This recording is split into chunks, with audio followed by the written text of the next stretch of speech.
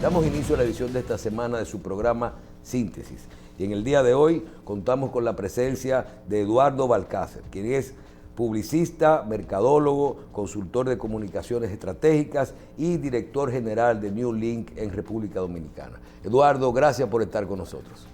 Tú sabes que es un placer volver a compartir contigo. Bien, te confieso que hay tantos temas que podemos tratar en este programa que realmente con los temas políticos, jurídicos, económicos, a veces uno pierde la idea de lo que está pasando, y es que lo importante es el mercado. Todo termina en el consumidor, en el ciudadano y en realmente quién es que recibe cualquier tema de lo que hemos conversado. Hablemos primero de qué tan importante es para ti el mercado, hablando en todo el contenido de la palabra, de cualquier punto de vista. ¿Qué importancia tú le das al mercado con relación a los otros aspectos? Bueno, lo que hay que ir viendo es ir estudiando esas tendencias, o ese movimiento o esa evolución. Entonces, hoy ese mercado no es un ente pasivo, hoy es un ente empoderado. O sea, tiene una serie de consumidores que hoy, más que targets o audiencias, son actores que están opinando a través de un móvil, que son voceros, que cuestionan, que opinan. Entonces hoy el mercado es más allá de un sitio donde puedo intercambiar o comercializar productos y servicios o una figura política, hoy es un ambiente donde tengo un grupo de personas de diferentes edades teniendo todas el punto en común de que son empoderadas, de que opinan, de que retan, cuestionan. Y el formato en que han vuelto a hablar con las marcas o con las empresas es el gran reto. ¿Cómo haces esas conexiones? Antes yo podía hacer un anuncio y repetirlo 10 veces al día y eso funcionaba. Hoy yo ya cuestiono que tú pases esos 10 veces al día porque esta persona a lo mejor no viene a comer a la casa o tiene otros hábitos. Entonces tengo que localizarlo en algún momento de su día a día a través de un móvil, a través de la radio, a través de la televisión. Y por eso medios como el tuyo se han vuelto multimedios. Lo puedo ver por múltiples vías. Lo puedo ver el día que sale como un sábado, como lo puedo ver en la semana, como lo puedo buscar en internet. Tú has entendido que el mercado ha evolucionado y te has adaptado a ese mercado. Y yo siento que lo que hemos vivido como país es una evolución. Y una evolución que obliga a las marcas, obliga a los candidatos, obliga a todo el que quiera competir en ese mercado a estar en update permanente, en actualización permanente, en entender qué es lo que está buscando el consumidor, en identificar propósitos que los puedan unir y que puedan generar esas conexiones. Y es un momento para mí súper divertido de cómo se compite en este momento. ¿Cuáles son las áreas en las que yo, como empresa, una multinacional, una empresa financiera, una empresa de seguros, una telefónica, cualquier empresa, debe y en cuáles áreas puede auxiliarse de New Link, por ejemplo, como empresa? En áreas de mercadeo, en investigación de mercado, en publicidad. ¿Cuáles son las divisiones que puede utilizar New Link? Nuestra firma es una firma consultora de comunicación estratégica, de engagement, de relacionamiento, de gestión de reputación, manejo de crisis, marcas e investigación, como tú decías. Somos una firma que estamos presentes en 6 países. Nuestra oficina principal está en Miami, en la Florida. Luego estamos en México, en Perú, en Argentina, en España y en República Dominicana. Estamos en el país desde el 2004, estamos ya por cumplir 20 años de operación en República Dominicana. Y somos una firma que nos hemos especializado en gestión de reputación, en la gestión de crisis, en poder también ser oportunos con las investigaciones de mercado, tanto para el sector privado como para el sector público, en gestionar proyectos nación muy importantes como vacuna TRD para el gobierno, por ejemplo. Y hoy por hoy pues tenemos la suerte de ser aliados estratégicos de un grupo de marcas, tanto multinacionales como marcas locales, y estamos presentes en su día a día, no solamente con la parte de comunicación o relaciones públicas, sino que nos han abierto las puertas y nos han permitido poder ser parte de más de toda su propuesta de valor, de todo el tema más ese ciclo de comercial que es tan importante, el de poder adecuarnos y sobre todo pienso que el momentum del COVID de hace 2 o 3 años fue un momento de mucho temor, pero fortaleció aún más la relación de nosotros como firma consultora con estos aliados estratégicos.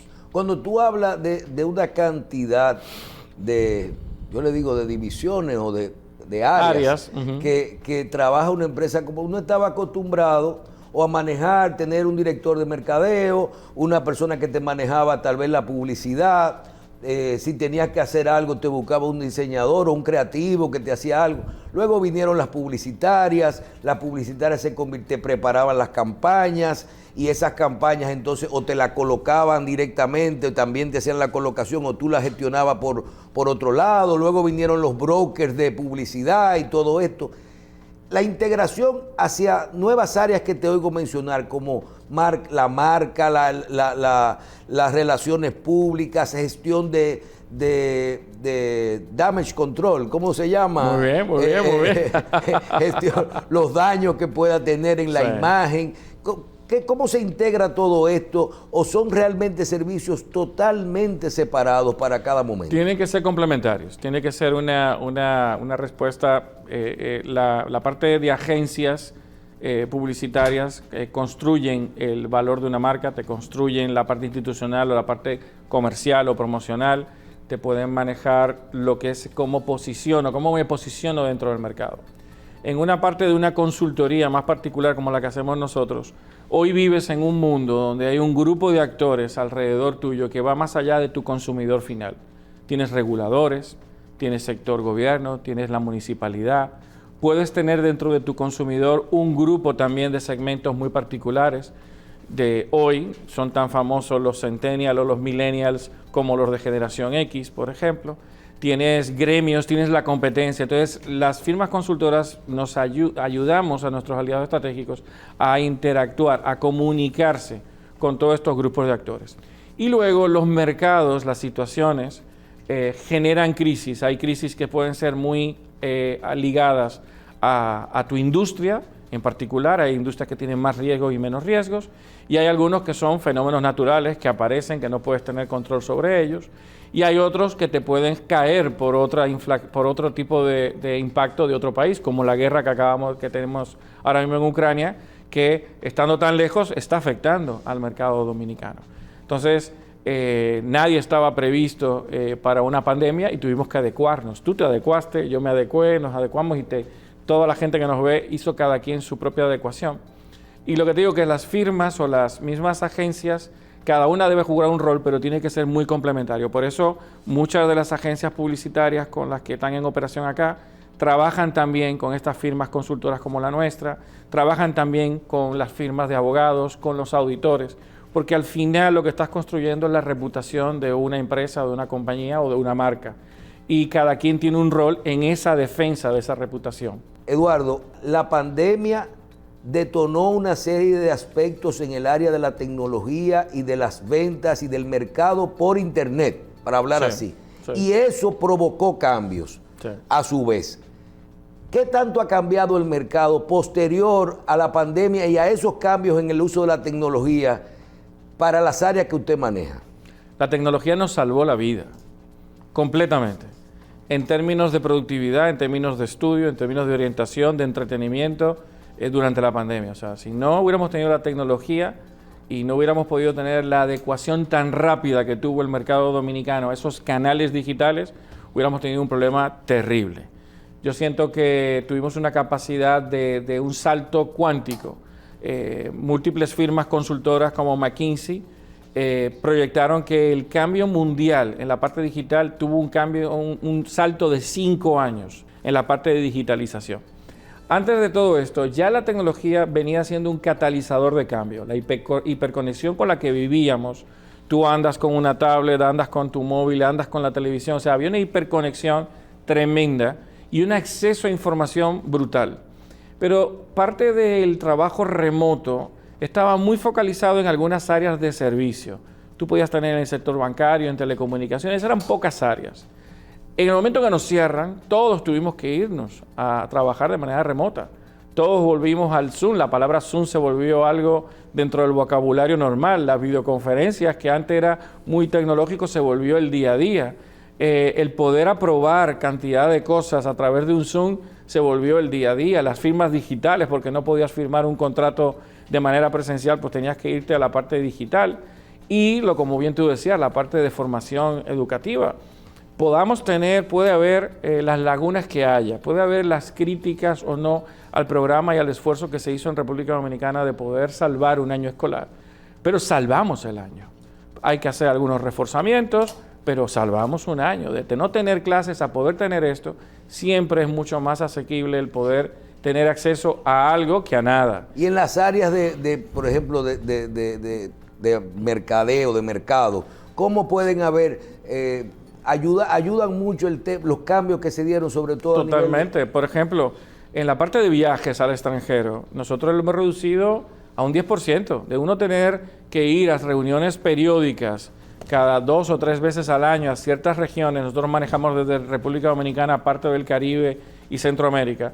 Esos viajes se volvieron casi cero, porque lo podemos hacer a través de videoconferencias o a través de otras plataformas. Lástima que las playas no se pueden, digo, qué bueno, no se disfrutan igual por un Zoom. Pero los viajes han sido, por ejemplo, el poder acelerar procesos de aprobación que antes requerían una reunión y era de, bueno, puedo en la reunión el lunes. Bueno, ahora la puedes tener en un horario más flexible y puedes tener más rapidez en tomas de decisión. Puedes compartir también tu información.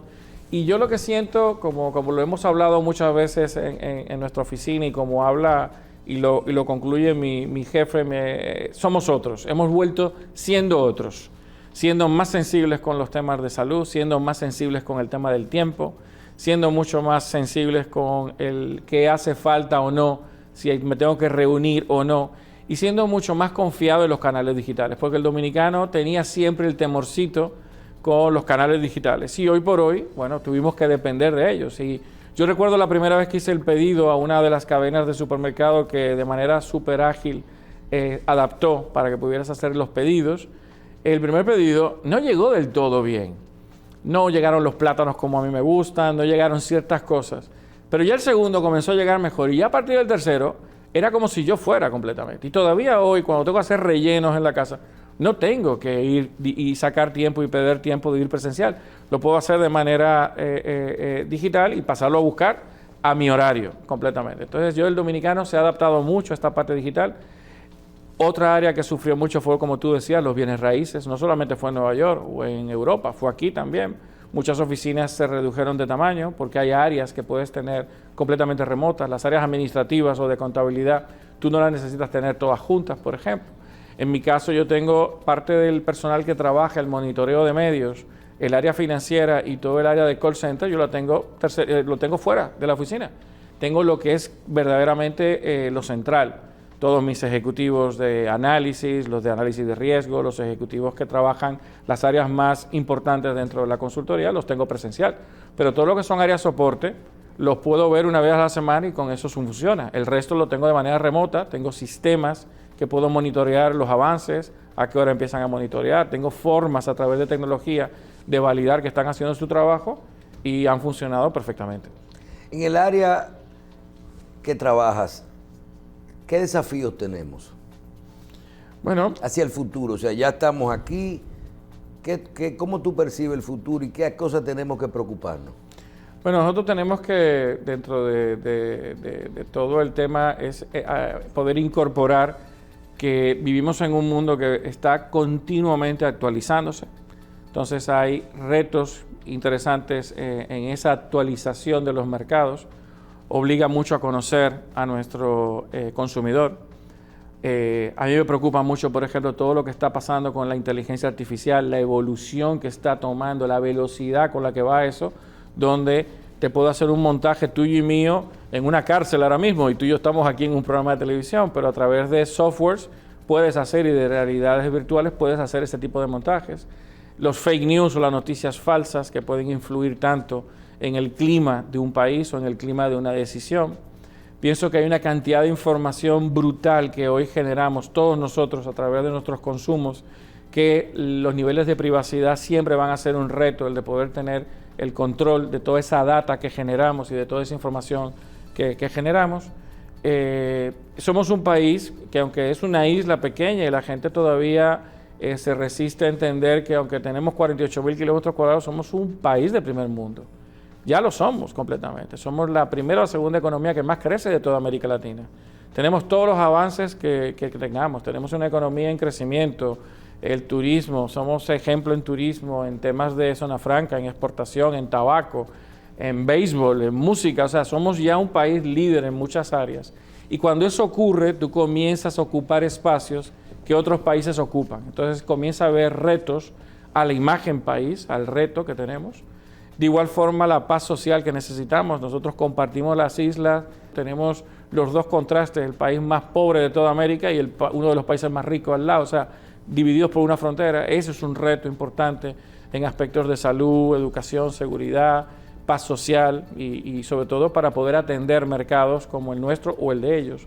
Entonces hay un grupo de retos que yo siento que el empresariado dominicano, las autoridades, están muy pendientes a ellos, están muy arriba de ellos, están en ese proceso de adecuación constante. Igual pasa con los medios de comunicación.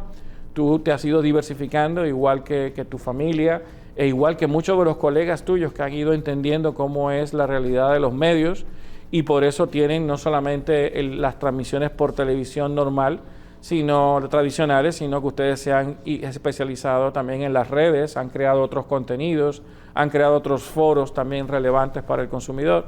Y así tú lo puedes ir viendo en cada una de las categorías que opera en nuestra economía. Cada quien se ha actualizado de una forma para poder mantener la conexión con el consumidor.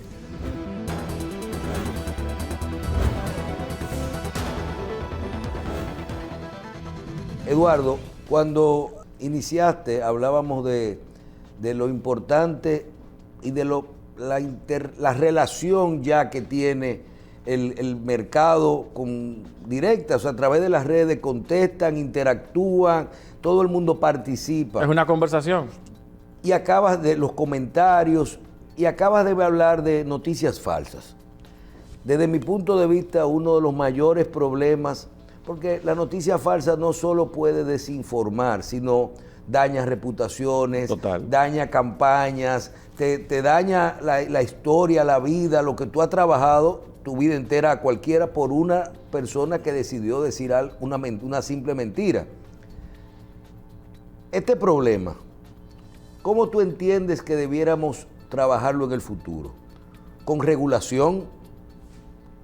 Cosa que será muy difícil, pero con regulación, con información y educación hacia el mercado, de poder entender que todo lo que está ahí y de que los medios con credibilidad se hagan eficientes y que la gente no vea todo esto que sale todos los días. ¿Cómo tú manejarías el tema de los fake news, de las noticias falsas, de las mentiras y todo eso que pasa en las redes?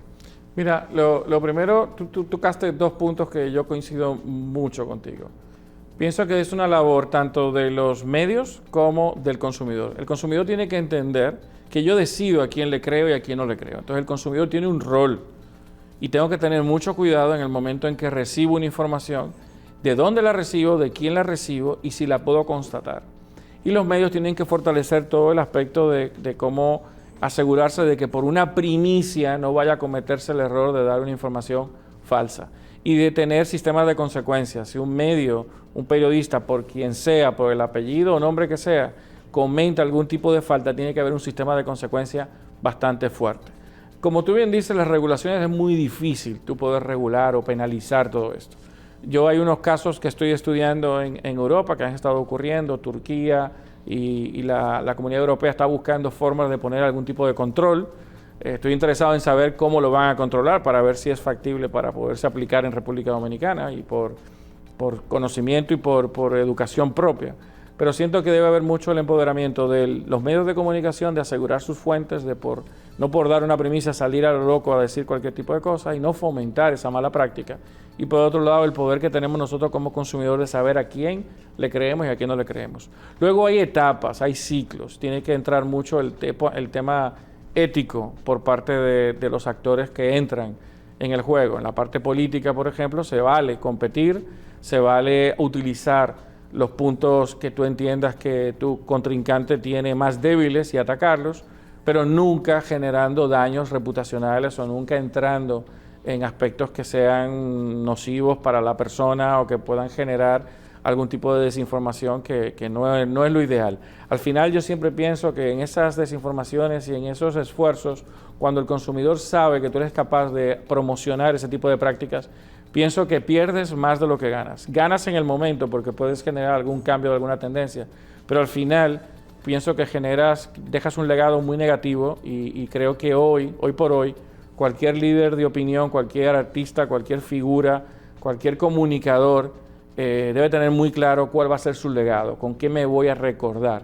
Porque vivimos en un mundo muy, muy transparente, donde puedo estar hoy aquí arriba y mañana puedo estar aquí abajo. Pero yo prefiero mantenerme en el tiempo por un trabajo competitivo, por tener una lucha muy fuerte en los mercados, por las audiencias, por los mercados, por la participación, pero nunca llegando a mentir o a generar algún tipo de comunicación falsa que lleve a un consumidor a tener otra impresión o a dañar reputaciones. Recuerdo cuando inició el libre comercio, la globalización, comenzamos a escuchar eso, no solo términos, los acuerdos de libre comercio, y hablábamos en ese momento de los grandes retos para las empresas y para República Dominicana, y decíamos, oye, tendremos que competir. Ese reto de irnos acoplando hacia lo que viene para poder competir y poder conseguir esa parte del mercado que queremos para nuestras empresas. Escuché la semana pasada, usted mencionó inteligencia artificial, las grandes profesiones que se pierden con inteligencia artificial. Mencionaron 10 o 12 profesiones que al 80% la hace la inteligencia artificial, al 90% y al 100%, incluyendo la economía y los impuestos y el mercadeo al 100%. O sea, no hay nadie que eso lo va a hacer la inteligencia artificial. Esta evolución que va en cuanto a poder competir no solo con nuestros competidores locales, sino con el mundo, es un reto tan difícil. Es complejo porque te saca de tu área de confort, Michelle. O sea, es mucho más fácil competir aquí en el patio, conocer. En el momento que tengo que salir fuera, tengo que meter unos estándares mucho más críticos, tengo que hacer más inversión y tengo que estar continuamente en update, en actualización. Entonces yo pienso que el empresariado dominicano lo ha adaptado, y yo pienso que después del DERECAFTA para acá, nosotros hemos tenido una evolución bastante rápida del empresariado y hemos aprendido a competir con los estándares que requiere economías como Estados Unidos, que es nuestro principal socio comercial, o la parte europea. Hemos podido ser muy inteligentes también en diversificar un área como las zonas francas, de ser simplemente maquiladoras y fabricantes de ropa, de zapatos y esto, a dar un salto también y ser mucho más especializados, y hoy somos líderes en fabricación de dispositivos médicos, por ejemplo, para la parte de salud.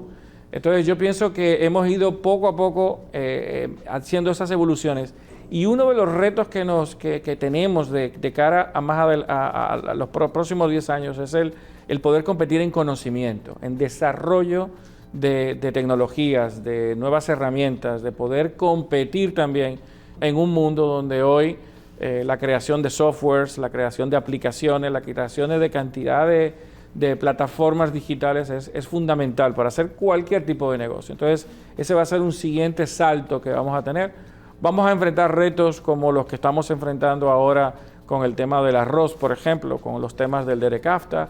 Siempre va a aparecer algún tipo de área que puede estar un poquito más rezagada que otra, pero en sentido general somos una economía que está bien calificada por los organismos internacionales. Eso, para poder hacerte esas calificaciones que tenemos, implica que tú tienes unos estándares, unos controles, unas políticas, unas gobernanzas, una adecuación a cómo se comporta el mundo. Tienes sectores en los cuales somos líderes en cacao orgánico, en productos orgánicos, en esa parte de alimentación. Sí, pero casi todo es salud y alimentación. Sí, las áreas que son de nosotros. Pero necesitamos dar el brinco a esa parte de conocimiento, de sistemas, de servicios. Nuestra economía pasó de ser una economía agrícola a una economía de servicios, con el turismo y con la parte bancaria. y va a seguir evolucionando. Ese es el gran reto, el de poder seguir identificando que los cambios no van a parar, Michelle. Y creo que la misma área de telecomunicaciones se ha manejado bien. Yo, que conozco el área, yo decía, Dios mío, un canal, ¿quién mete 20, 25, 30 millones de dólares en un canal de televisión cuando todo esto de un día a otro tú solamente tienes que conseguir un buen canal de YouTube, por ejemplo? Y viendo el tema de las empresas de cable, que luego tú decías, televisión abierta cuando todo el mundo tiene cable, pero ahora decimos, ¿quién tiene cable si tú lo tienes por internet? Y al que tenía el internet, ahora viene otro que tiene un internet que te lo trae de fuera y te llega por Amazon, y tú no necesitas ni la telefónica local ni a nadie. Es parte de la evolución de un país, de una economía en crecimiento. Pero lo interesante es que cada una va a tener su propio nicho. Tú siempre vas a querer tener un proveedor local para tú poder saber dónde está, cómo llamarlo, incluso apostar a un proveedor local que genera empleo, paga impuestos, genera desarrollo, está presente en aspectos relevantes del país, en los patrocinios, en el deporte, en la cultura. Entonces, el consumidor hoy valora también ese tipo de cosas. Hay otros, siempre hay un grupo pequeño de segmentos que van a querer eso, apostar a las nuevas tecnologías, a hacer las filas para adquirir uno que otro móvil y hacer ese tipo de cosas. Es parte del desarrollo que tenemos como sociedad y como economía. Sin embargo, hoy el consumidor busca otra cosa, busca qué propósito tienes tú como operación, como empresa, qué te mueve. Y es más allá de simplemente fabricar productos. Hoy necesitas tener marcas mucho más comprometidas, marcas que estén mucho más presentes en el desarrollo integral del país, del mismo consumidor, donde yo pueda sentir que me escucha. Por eso tú hablabas hace un rato de la conversación y de cómo opinan. Yo quiero una marca con la cual yo pueda interactuar, yo pueda estar hablando. Quiero una marca que piense en cosas que a mí me hacen falta como segmento. Y es parte del reto que estamos viviendo, y por eso la adecuación, y por eso tú ves cantidad de productos nuevos, cervezas tradicionales nuestras metiendo sabores nuevos. Y tú dices, bueno, a la gente le gustará. Hay segmentos que le gustan ese tipo de cosas. Ves bancos creando servicios a través de las plataformas móviles, billeteras electrónicas, que tú dices, bueno, en China se paga con un móvil, por ejemplo. No hay dinero, se paga con el móvil. Bueno, pues nosotros tenemos servicios financieros que hacen esto. Tú tienes hoy bancos que cuando tú los llamas, y empresas de AFP y de seguros, que tienen una inteligencia artificial respondiéndote. Tú llamas a ciertos bancos y tú estás hablando con una persona que es un robot completamente y te responde. Y lo más sorprendente es que esta inteligencia artificial, mientras le vas respondiendo, mientras les vas dando datos, él va aprendiendo, va entendiendo cuál es tu perfil de consumo y te da recomendaciones. Entonces, somos un mercado que lo que pasa es que hemos ido recibiendo lo que se llama el Internet de las cosas, lo hemos ido adoptando de una manera completamente natural. Y el carro nos habla, y la nevera nos habla, y todas las cosas, y ya el dominicano se ha adecuado a completamente eso. Y el aire prende solo. El aire prende solo, tú lo puedes controlar. Yo controlo las cámaras de vigilancia de mi oficina a través del móvil. O sea, hemos ido adaptándonos de pasar de un cajero automático, que era lo más grande que nosotros podíamos tener, y de un internet dial-up que sonaba, que parecía que hay una discoteca, a tener hoy plataformas en la nube, a tener interacción con estos robots, y eso es aquí en el patio. No te estoy hablando en un país desarrollado europeo o en Estados Unidos, es aquí en el patio. Tenemos, gracias a las telecomunicaciones, gracias a los servicios financieros, gracias al empresariado y la visión de ese empresariado, hemos podido traer tecnologías al país y estamos en una evolución constante. Ahora mismo tú oyes autoridades queriendo volver a República Dominicana un hub, un centro de acopio para toda la región por acá. Y que las marcas, en vez de tener que tener una mega fábrica y un mega almacén en un solo sitio, lo puedas tener aquí, lo puedas distribuir y tener unos costos más controlados en tu cadena de producción. Y esa es la evolución que se está buscando y está muy interesante porque el sector privado cree en eso y el sector público por igual. Y tienes a esos actores al unísono pensando en cómo nos volvemos un hub. Y no te sorprenda que tú comiences a ver grandes marcas teniendo su central de acopio de piezas o de áreas para producir, la tengan en República Dominicana por la facilidad de conectividad que tenemos. Nearshoring. El nearshoring, exactamente. Bien. Nosotros no acostumbramos, cuando traemos médicos a entrevistas, hacer consultas personales en televisión. Pero a veces uno está obligado, ¿verdad? Y le hace su preguntita a los médicos en televisión. En el caso de nosotros, no vamos a perder la oportunidad de su presencia aquí, para que nos hable un poquito de cómo se ha segmentado el mercado de los medios de comunicación. Recuerdo hace unos par de años que tuvimos una conversación usted y yo, anterior a la pandemia, sí, que hablábamos de porcentajes, de en qué medida teníamos la televisión abierta, la radio, los periódicos, y hablábamos en ese momento más y lo recuerdo perfectamente, del cambio de los periódicos impresos hacia los periódicos digitales. Ahí era lo que estábamos viendo en el momento. Sí, luego vi durante la campaña electoral muchas encuestas hablando de la incidencia, de cómo ya tú tenías 30 y pico % de lo que eran los medios, que la gente los veía a través de lo digital. La televisión había bajado un poco, la prensa escrita seguía disminuyendo, pero con cierta incidencia, no tanto en cantidad, sino en lo que es la incidencia de los medios. Exactamente. Háblanos de hoy, ¿cómo tú ves esta segmentación de los medios de comunicación? Mira, muy interesante. También ha habido una evolución. La televisión sigue siendo el medio más atractivo para tú conocer sobre marcas, productos, entretenimiento. Sigue siendo un medio muy fuerte en República Dominicana. ¿Qué ha ocurrido? Que el consumo de la televisión yo lo he diversificado y lo puedo tener a través de mi laptop o a través del móvil o a través de la televisión en la casa. Entonces, lo que tenemos que ver es no el éxito de quién es el medio primero, sino de cómo el consumidor hoy consume medios de comunicación. Y hoy la principal vía para poderse informar son las plataformas digitales, sin lugar a dudas. Aunque tú veas televisión por ahí, la ves radio, televisión por ahí, periódico, oyes radio por ahí, consumes todo a través de una plataforma digital. Entonces, siempre, y lo hablamos en aquel momento, cada medio de comunicación ha tenido su pedacito del pastel publicitario dominicano. El COVID afectó mucho a algunos sectores, como la publicidad exterior, el cine o la misma prensa, fueron de los más castigados.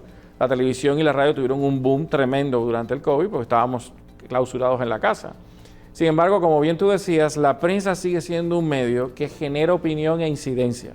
Entonces, por eso es tan relevante, aunque no tenga todos los millones de seguidores que puede tener cualquier cosa en una plataforma digital, sigue teniendo una incidencia. ¿Qué es lo que yo siento que los medios han ido poco a poco incorporando? Es cómo cuantifican su impacto. Entonces, por eso hay nuevos sistemas de medición de los ratings en la televisión. Todos los canales de televisión, las agencias de medios y el sector se encaminó a hacer una licitación para hacer las mediciones de rating. La radio está buscando la forma también de cómo hacer eso. La prensa tiene cuantificado todo en el término de la tirada de periódicos que tienen y el nivel de lectoría que tienen cada uno de ellos. Y la parte digital, porque competimos con una parte digital que si yo subo cualquier post y si hago cualquier tipo de esfuerzo programático para que una campaña se conozca, yo sé la cantidad de impactos que hay. Entonces, la evolución que están viendo los medios es ese número de impactos. Y no es en la cantidad, es la calidad, como bien tú decías. Hoy yo quiero saber que yo llego a un segmento de población que mueve la caja registradora o que generan opinión o que mueven a otros a que tomen una opinión o las tendencias. Fíjate que tú y yo hablábamos antes de empezar el programa de cómo el rol de la juventud y la mujer en las pasadas elecciones, la clase media, fue la que verdaderamente generó un cambio en de poder, en la parte política. Entonces, esa misma evolución la tenemos en televisión. Las novelas han cambiado. Antes eran más las venezolanas y las mexicanas, ahora son turcas. Y China y eso. Exactamente, y coreanas. Entonces tú dices, bueno, ¿qué ha pasado? Bueno, el gusto de las historias en el dominicano ha cambiado. Nos hemos vuelto mucho más mundiales, mucho más globales. Entonces, por eso una novela turca, hasta novelas históricas, se han pegado aquí teniendo unas audiencias tremendas. Sin embargo, hemos tenido aspectos como el Mundial de Fútbol con unos récords brutales. Y aquí no éramos un país futbolero. Nos hemos vuelto un país que adaptamos un deporte como el fútbol. Este país no celebraba el Black Friday y hoy es una de las fechas... Se vende más que en Navidad. Exactamente. Entonces, fíjate cómo somos una sociedad que nos adaptamos muy rápido. Pues así pasa con los medios de comunicación. Hoy tengo yo la capacidad de decidir cómo consumo contenido. Y lo puedo consumir a televisión, en la radio. Y a la hora que quiero. Y a la hora que quiero. Y sobre todo, seguir pensando, Michelle, que cuando elijo un medio estoy eligiendo a todos. Cuando yo te elijo a ti y hago aquí una opinión, o como hace tu padre que tira un fundazo de los que él, típicos de él, fíjate que una oposición en un canal de cable, como tú decías al principio, de una figura como él, trasciende a la prensa y trasciende a la radio. Y cuando él hace algún llamamiento sobre la seguridad nacional o algún llamamiento bien pesado, fíjate cómo se replica en otros medios. Esa es la ventaja que tenemos hoy. Tú y yo hoy pues estamos hablando de esta parte comercial, tú lo vas a pasar en Semana Santa y va a haber gente interesada en entender este cambio de mundo porque se va a quedar en su casa. Va a haber otro grupo. Hay de todo. Hay de todo. Va a haber otro grupo que se va a la playa, va a haber otro grupo que va a hacer procesiones a la basílica o a hacer su procesión religiosa de los recorridos de los monumentos, pero hay un grupo de población que se queda en su casa o que consume la televisión en la casita de campo o en la playa, quiere mantenerse actualizado con un tema tan relevante como el que tú y yo estamos hablando, por ejemplo. Nosotros ya comenzamos a ver, estamos hablando ya de política, y en esa área uno ya escucha a los candidatos y precandidatos hablar. En el 2024 el 40% de los votantes tendrá menos de 40 años. Tú escuchas hay diferentes números, depende si es votante, depende si es el ¿cómo se llama? Simpatía, preferencias. Todo eso uno dice, Dios mío, menos de 40 años, el 40%. Y a veces, te confieso, recuerdo cuando iniciamos en la radio que decíamos, no, esta es una emisora que yo se la voy a dedicar a un público adulto contemporáneo. Recuerdo la palabra adulto contemporáneo. Tú decías, ¿y qué es eso? En el área de nosotros era que ese público, que era un público de más de 30, 35, 40 años, era en el momento de su vida que tenía la capacidad de compra. Exacto. De la capacidad de acceso, que no era ni muy joven, porque todavía estaba estudiando, ni era una persona que ya decía, decían, un viejo no compra una plasma cuando llegaron las plasmas, un viejo se las regala a su hijo, para que compre. Entonces veíamos mucho esto. ¿Cómo tú ves ahora, hablando ya del mercado completo, no de la parte política, el tema de los targets, de las edades? ¿Dónde está ahora el mercado? Mira, hay una cantidad de tribus ahora, eso está tan diversificado hoy. Como tú bien decías, en los 80 y los 90 la forma de segmentar era mucho más simple. Teníamos una segmentación basada por edad, o por zona geográfica, o por niveles sociales. O por papeleta. O por sexo. Era muy fácil. Y eso todavía persiste hoy, la puedes tener también de esta forma. Pero hoy comienzas a tener dentro de esa juventud, que teníamos ese 18 o 24 años, hay cantidad de tribus nuevas ahí. Hay figuras que son más conservadoras, otras personas que son muchísimo más mente abierta. Hay algunos que están dentro de una categoría más millennial, otros son más centennials, otros son vegetarianos, otros son... ¿Qué te digo? Hay una cantidad ahora de microsegmentaciones que es muy, muy complejo. Lo más recomendable es que tú como marca, como empresa, como medio de comunicación, identifiques precisamente esos macrosegmentos y esos microsegmentos y saber cómo generas comunicación, conexión con todos ellos. No dejando de atender el resto, pero focalizándote en ese pequeño grupo. Hoy por hoy, ponerse a proyectar es relativamente fácil hoy. Y por eso era tan importante tener los datos del censo, por ejemplo, o de tener información fresca del mercado para poder saber cuántos somos. Lo interesante de tú poder decir que la población el año que viene puede ser, o en los próximos años vamos a tener más del 40% en un segmento de juventud, implica que tu diálogo, tu propuesta de discurso para un político o para una marca tienes que estar adecuado a que tienes una población joven. Entonces ese es el gran reto que tienen las empresas, el poder adecuar su discurso a esas figuras, a esas prioridades. Hoy la juventud tiene prioridades muchísimo diferentes a las que teníamos tú y yo. Hoy el medio ambiente para ello es clave. Hoy no dejar huella de carbono en su día a día es clave. Hoy el de poder trabajar en lo que ellos quieren y sobre todo poder tener tiempo para ellos mismos, no es solamente el fin de semana, sino en el día a día, es sumamente relevante. Entonces, poder trabajar desde su casa o flexible, ir 2 días y quedarme 3 días en la casa, o sea, ha cambiado la forma de pensar y de actuar de esos segmentos. Y lo relevante es que tú estés continuamente estudiándolos, ir viéndolos, entender el rol de la mujer. El rol de la mujer ha tomado un rol que ha ido completamente en un crecimiento sostenido de los últimos 20 años, teniendo hoy no solamente en número más mujeres que hombres, sino en qué posiciones y en qué formación intelectual tiene la mujer, la preparación que tiene académica, el rol que está tomando, la capacidad de poder generar opinión en la política, en el sector empresarial, como fíjate que han ido continuamente en crecimiento. Entonces, somos una sociedad donde estamos empezando a tener cambios de ser esa sociedad 100% más machista, a tener una sociedad mucho más plural. El de poder tener también, antes en ciertas posiciones tenías que tener cierta edad, hoy no es tan relevante la edad, es más relevante la formación.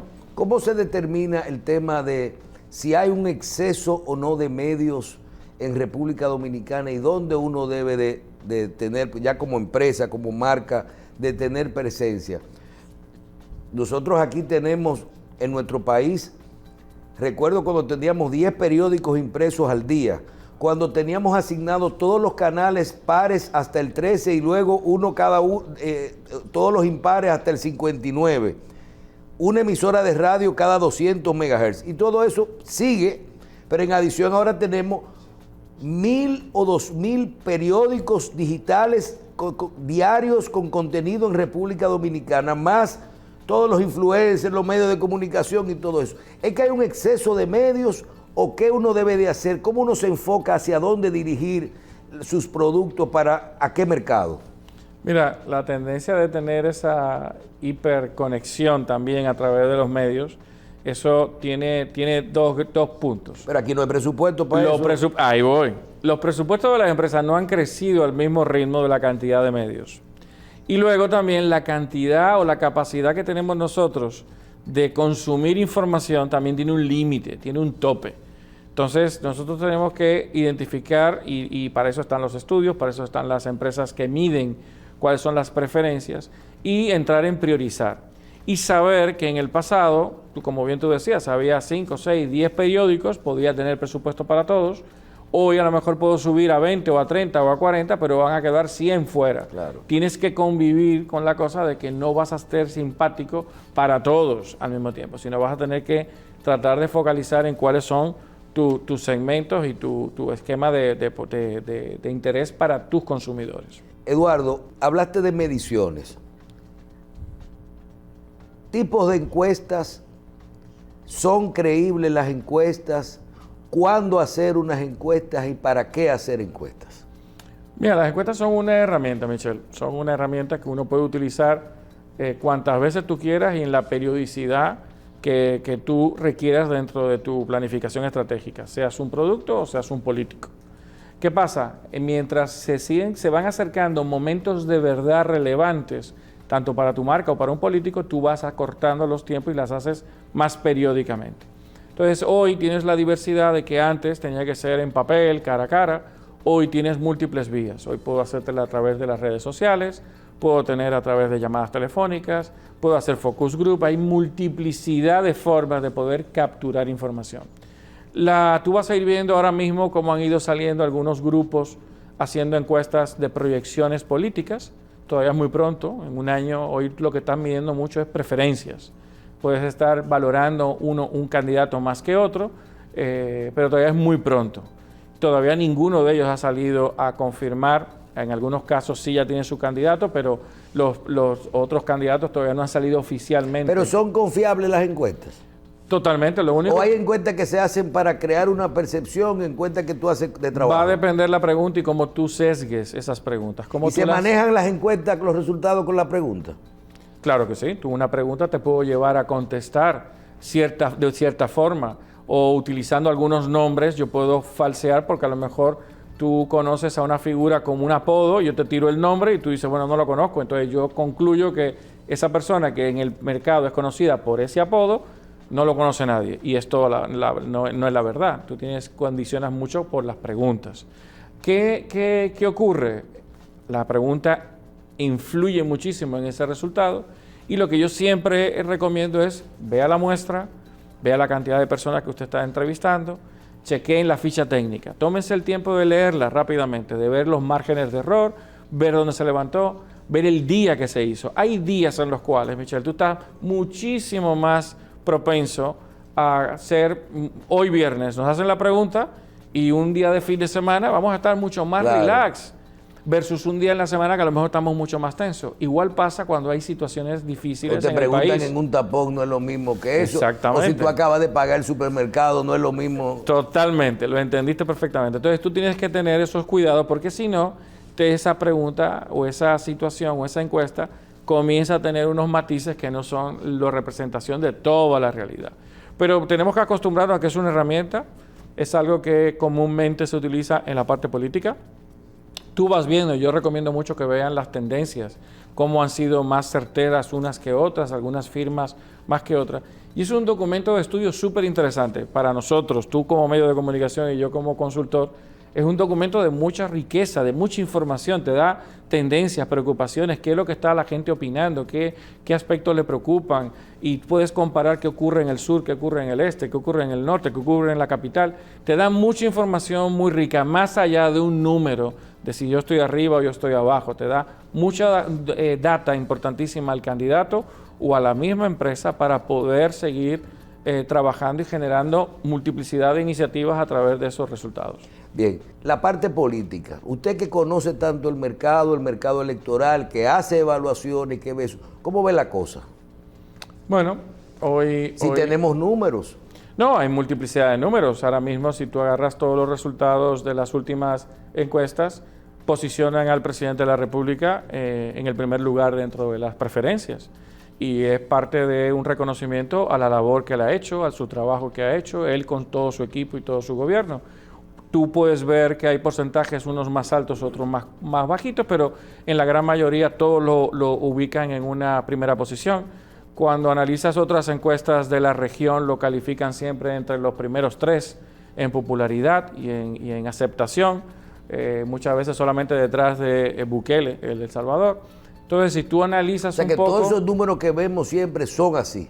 En el levantamiento en ese momento es el momento correcto, sí, claro que sí. ¿Y esos porcentajes pueden cambiar drásticamente en tan corto tiempo? Sí, claro que sí. Recuérdate las elecciones donde el presidente Medina ganó. Esas elecciones pocos meses antes, el expresidente Mejía estaba en primer lugar y hubo una serie de momentos, declaraciones, hubo unos movimientos del presidente Medina buscando una vicepresidenta como doña Margarita, y esa ecuación generó un nivel de preferencia versus lo que estaba presentando en ese momento el expresidente Mejía. Entonces, puede haber cambios continuamente. Ahora mismo, si tú ves las fotos que salen hoy, o sea, las encuestas que salen hoy, tú estás mostrando a 3 partidos, son los 3 partidos siempre los mismos que están dominando las preferencias. Tú puedes ver uno más arriba que otro en porcentaje, pero estás viendo cómo está el partido de gobierno y el presidente de la República en los primeros lugares, punto más, punto menos, pero en primeros lugares, y esa es la realidad de hoy. Entonces eso es fruto de, te digo, el trabajo, los resultados que hemos tenido, cómo se han enfrentado las cosas. Todavía eso no significa que tenga asegurada la repostulación, hay que hacer y hay que tomar muchas decisiones de aquí a un año. Hay que buscar los candidatos que van a ir a acompañar en la parte municipal y en la parte congresual, que son tan relevantes, los vices que vayan a hacer, los retos, cómo se van a estar enfrentando los retos. El presidente tiene que prometernos ciertas cosas para los próximos 4 años, los otros candidatos tienen que hacer su propia promesa de su propuesta de gestión de gobierno, y el dominicano al final, gracias a Dios, tenemos elecciones y tenemos la libertad que otros países no tienen de poder ir a unas urnas y elegir la propuesta que más nos guste. Eduardo, gracias. Gracias a ti, un gusto, sabes el cariño que te tengo y el gran aprecio que siento por ti y por tu familia, así que gracias por la invitación. Gracias por estar con nosotros. Y a ustedes por su audiencia de esta semana en Síntesis.